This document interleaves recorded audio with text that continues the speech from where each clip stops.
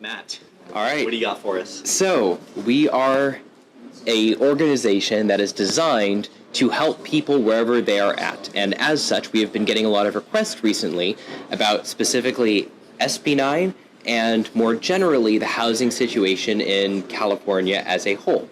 So the question is going to come into play, what does SB9 mean for people moving forward? What are ADUs? How does this all work for your average person, your average resident in California? Now, not how does it work for developers per se. How does it work for you? How does it work for you? So to everybody out there, if you're not some real estate mogul, if you're not some massive business developer, this is still 100% for you because it's for everybody, from college students to multi-property landowners. Yeah. We're talking about everybody in between, and that's because SB9 and ADUs changed the entire game. Let's break down those acronyms real quick. Absolutely. Because I know what ADUs are, but I don't know what the hell SB9 is. You're stealing the words out of my mouth. So let's start with what ADUs are, because not everybody probably knows what ADUs are. Yeah. ADUs are accessory dwelling units, and what these are designed to do under state standards, as of the last 3 years, they have allowed homeowners, specifically single-family zoning homeowners. I think it has to be a zoned single-family home. R1 zoning, that's what it's referred to as. R1 zoning, individuals can now build ADUs and JADUs on their property. Now, what that means, an ADU can be between 1,200 square feet and 800 square feet. What that means is that the state allows you to have up to 1,200 square feet, but the city might regulate you down to 800 square feet or under. That is an accessory dwelling unit that you can put onto your property. You can connect that you can tap it into the same sewage, the same electric, the same gas. You can tap it into everything else just the same as you would your regular unit, and you can start getting rent off of that and making a pretty decent profit in pretty short term. There's a person that we know who will go unnamed, who had a shed in their backyard that was right around 800 square feet, and it happened before these ADU ordinances came through, and they had to tear it down because their neighbors didn't like the idea of their decreased value of their homes having to live next to an additional dwelling unit, an additional resident. Another person. That resident would have kicked off, maybe $2,000 a month extra in passive income for the homeowners, but thanks to the local residents, that process was shut down. Well, over the last 3 years, California said it is ridiculous that we have a massive housing shortage and people simultaneously trying to shut down new housing developments.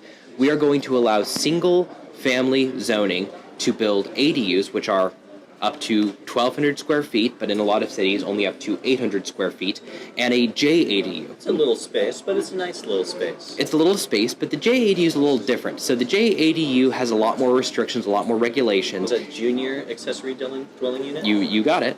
And that has to be connected onto the main property, and it can only be a maximum of 500 square feet. So we're talking a revamped garage, something you can rent out for, depending on the area, anywhere from $1,000 to $2,000 a month. If it's prime real estate, maybe you'll get $2,000 a month for it. If it's not prime real estate, maybe you'll get $800 to $1,000 for it. Still a really good situation, and there were a lot of people that were happy to be renting out these types of units on their property. Well, the state of California realized that ADUs and JADUs were insufficient, and that's where SB9 comes into place. Now, SB9 changes everything. What is State Bulletin 9 or something? State. I'll look up specific nomenclature. State Bulletin 9. But it's State Bulletin 9, similar with SB 330, similar with SB 308. It's just one of those state bulletins that's come into play. This one specifically allows for 2 major developments. The first, you can now build a duplex on a single family zoning area. Oh, a duplex. You can now have basically 2 main houses on single-family zoning property, and that other main house can fall under the same jurisdiction, regulations, size regulations, all that other kind of stuff as the main unit. Does the parcel remain zoned R1, or does it change as soon as it remains R1? Holy crap! This is still R1 zoning, and here's here's where it gets absolutely crazy.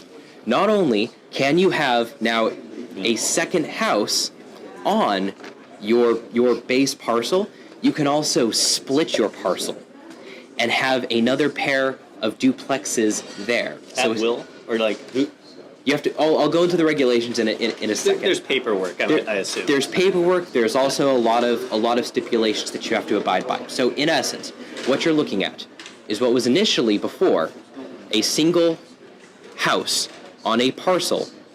3 years ago, you could turn it into 3 dwelling units: a house, an ADU, and a JADU. And there were a lot of restrictions and regulations around that. See, I didn't know about I knew about the ADU thing. I didn't know about the JADU. So you can turn one parcel into 3 dwellings. That was from 3 years ago, what you could do. But the issue is you had to live on one of those 3. I see. You could build a JADU and not, an ADU and not live on the property. But if you had a JADU, you had to live on property. I see. So let's give a TLDR for those who are just joining the show. And this is talking about how on a single-family resident property zoned R1, which is Residence 1, you can now legally build a second accessory dwelling unit, or ADU, or a junior accessory dwelling unit, JADU. And this allows you to lease out another dwelling unit on your same parcel, which is previously just an R1 unit. Now, part of the deal with ADUs and JADUs, and I'll just say a very brief TLDR for those that are just joining us. Yeah. If you have a house and a detached ADU and a attached JADU, you have to live in either the house or the JADU. You can't rent all 3 out, and you can't live in the ADU and rent out the house and the JADU. You have to live in either the house or the JADU, and then you can rent out the other 2 pieces. That was the system from 3 years ago that they've been playing out for the last 3 years. They realized it was insufficient, and then they introduced SB 9. So now what you can do is you can have a duplex, you can have two housing units, an ADU and a JADU on each property, but wait, there's more. You can also split your property, which allows you to do another pair of duplexes, an ADU and a JADU. And this is all on previously zoned R1. This is not on previously zoned R1. This is on continuously zoned R1. One? This seems ridiculous. Yeah, it absolutely is. I understand the need because there is that shortage, that housing shortage in the state of California, which obviously there's needs to be met. And even with the huge outflux of people going out of the state of California, I feel this is important to have.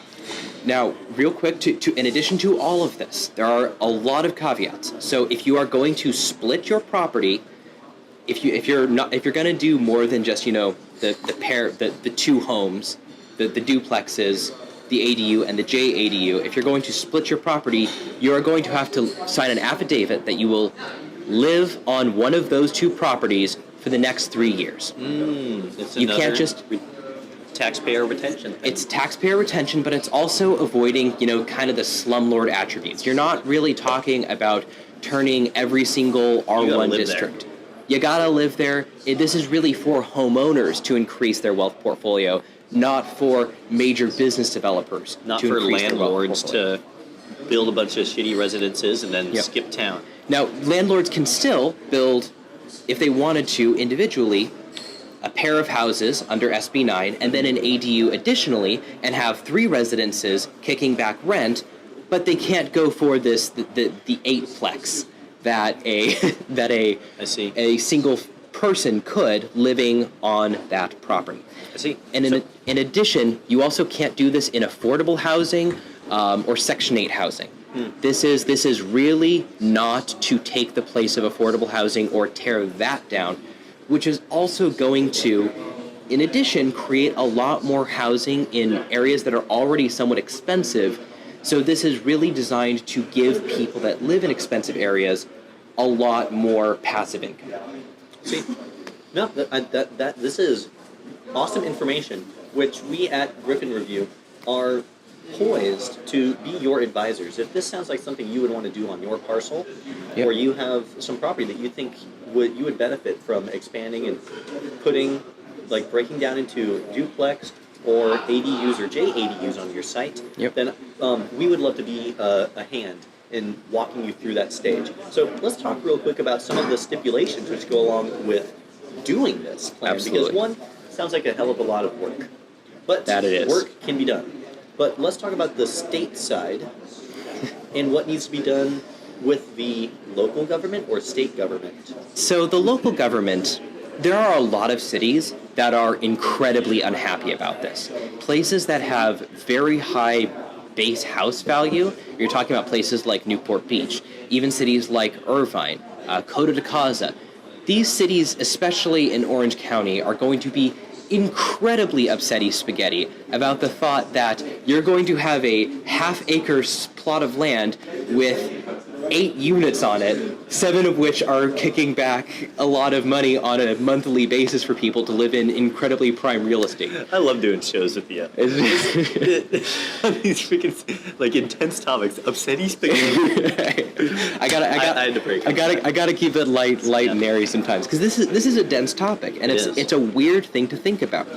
So a lot of these cities are going to fight you on it, especially places like Newport Beach that might, force you to hire a historian to make sure that you're not overdeveloping a historic piece of land that has meaning attached to it for the city. So it's not that the cities can actually stop you, it's that they're going to make you jump through a ton of hoops. They will do their best to stop you. And Irvine specifically already did this because you can only do this with specifically single-family zoning, R1 zoning. Mm-hmm. Well, Irvine doesn't have any R1 zoning. What? Irvine is all single-family homes. It has low density.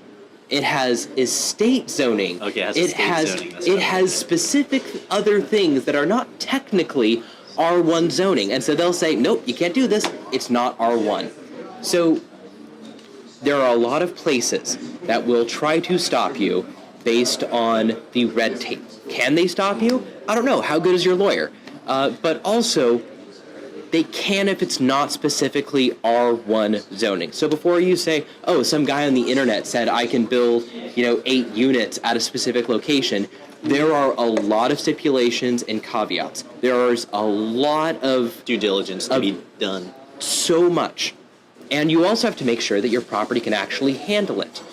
But we believe that there is significant value in if you were able to push this kind of project through, do your due diligence, and communicate well with the city and your neighbors, I suppose, or what do rich people have? A housing association? Yep.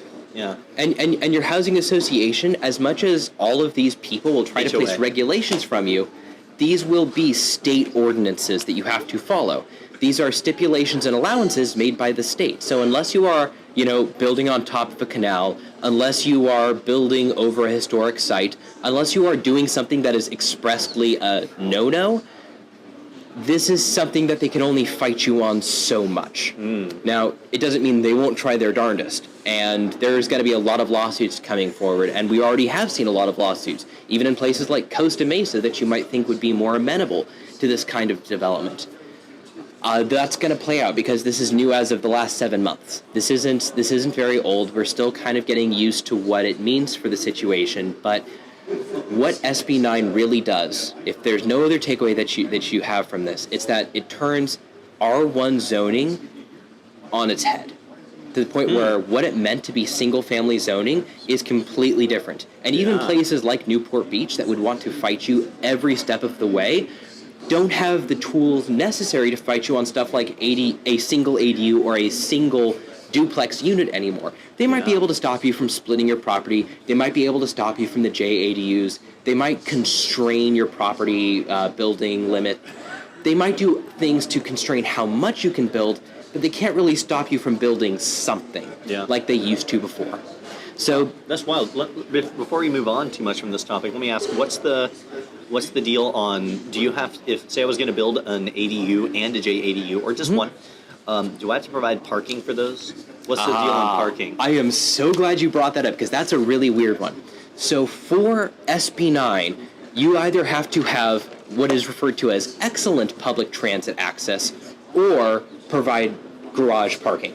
For ADUs, you just have to have public transit access, which means, is there a bus nearby within what is conceivably walking distance. The stipulations on each vary a little bit, but just know that in addition to all that stuff, SB9 is going to be treated like essentially an extra house on a parcel. Sure. And you're going to have to go through all the hoops, add all the bells and whistles that you would need to for a house. And in some places where there's fire restrictions, they are really going to make your life miserable because they're going to say, sorry, you can't build an extra house. It's just too much of a fire risk for this area. Cities will do that kind of shenanigans if they think you are trying to overdevelop a parcel that's for R1 zoning. So parking restrictions, if you're building an ADU, are going to be a lot less than if you are building an SB9. And in addition to that, if you build a house and start working with duplexes on parcels, you are also going to have to pay for schools. You are going to have independent taps for the gas, for the electric, for the sewage.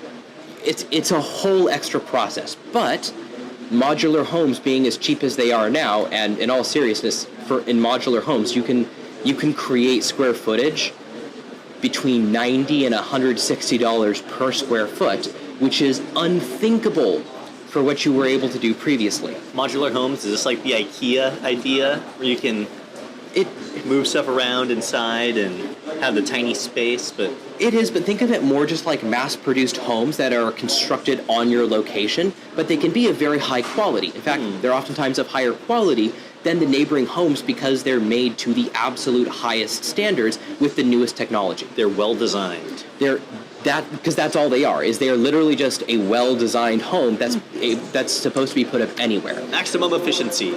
And these can be really beautiful, brilliant designs that will cost you up like maybe 50% of what a normal home would be in that area. Now, granted, wow. We're talking California, so the rules don't apply here.